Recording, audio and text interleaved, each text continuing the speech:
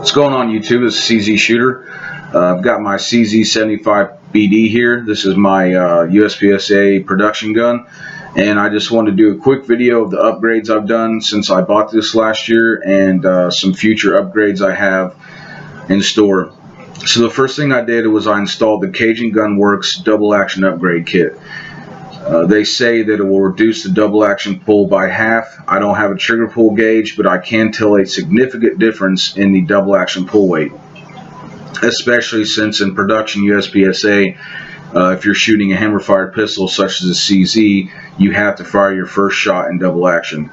So the kit comes with two hammer springs, a 13 pound and 11.5 pound. I installed 11.5 pound, as well as a extended firing pin, reduced firing pin spring, and a reduced firing pin block spring. So that's all that comes in the kit, and the kit's $38 again from Cajun Gun Works. The next thing I did is I replaced the front sight with a fiber optic front sight. That was one of the best decisions I ever made, and my shooting buddy was the one that kept getting on me about replacing that, and I'm glad I did, because it's so much easier to track when you're shooting fast. And then I also blackened out the rear sights with I just took a Sharpie and just went over the paint. And it's much easier just to focus on that fiber optic front sight with having no color back here. And then I just ordered a set of recoil springs from Cajun Gun Works as well. And in this set it comes with a 10, 11, 12, 13, 14, 15, and 18 pound spring. So I installed the 13 pound spring. I haven't had a chance to get out and shoot it today. In fact, our match today got canceled, so we'll just have to see how it works in the next match, unless I get a chance to get out and test it before then. But I'm just going to keep messing with the poundage of the recoil springs until I get it dialed in where I want it.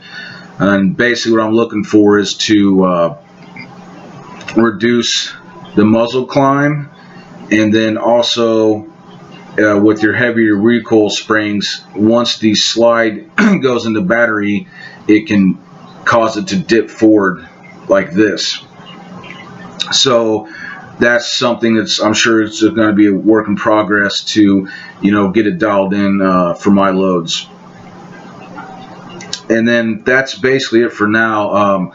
I do have plans for the future. I do want to replace the hammer, possibly install the short reset kit. I don't feel like I'm at a skill level yet to where doing such upgrades are going to benefit me. I want to wait till I get to a certain level of performance in my matches before I start really getting into some of the bigger upgrades. So like I said, that's basically it for now. And then one other thing I did is I added grip tape to the front and rear back straps, as you can see. And it's just grip tape you can get at Lowe's or Home Depot, and it's basically non-skid that you would put like on steps, and it does a good job. It's not as fine grit as like a lighter skateboard tape, but it does do a good job on those hot days when your hands get sweaty.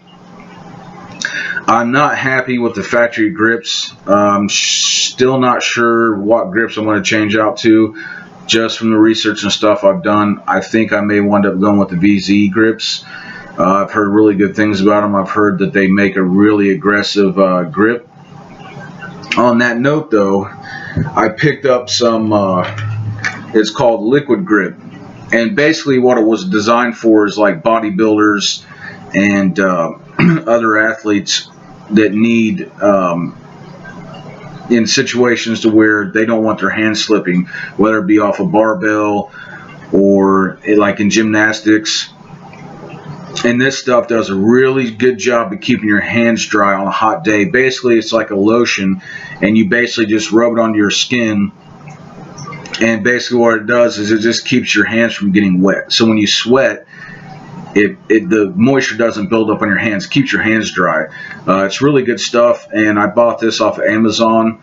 It was like $5 or something like that.